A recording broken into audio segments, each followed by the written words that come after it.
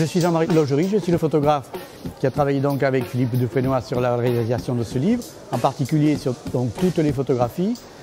Ce livre était un petit peu un challenge puisqu'en fait au départ on ne traitait pas ou peu du vin et on s'est retrouvé à aborder à peu près 90 sujets, mais c'est surtout une merveilleuse rencontre que nous avons eue avec les gens du territoire de Saint-Émilion.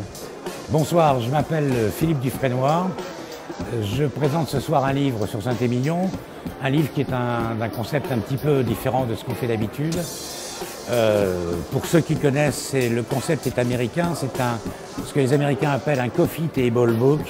Vous savez, c'est ce genre de bouquin un peu hors norme, beau bouquin, qu'on est content d'acheter, qu'on est content d'offrir, qu'on pose ensuite sur la table du salon parce qu'on ne sait jamais où le mettre, et que vos amis, lorsqu'ils vous visitent, l'ouvrent un petit peu n'importe où. C'est un bouquin qu'on feuillette, avec des belles images, avec des anecdotes, avec des clins d'œil, avec des shortcuts, des toutes petites histoires sur des personnages, sur des lieux, sur une date historique.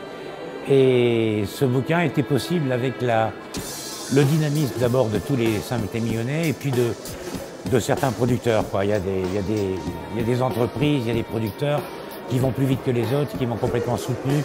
Je pense à Hervé Lavial, à Fromen, il y a aussi deux, trois grands châteaux de renom. Il y a les deux grands hôtels de Saint-Émilion sont avec moi. Enfin, c'est pas de la vente de tourisme de manière brutale, c'est plus insidieux que ça, c'est donner envie de venir à Saint-Émilion. Voilà, si lorsque vous avez feuilleté le livre, vous avez envie de venir, j'ai gagné.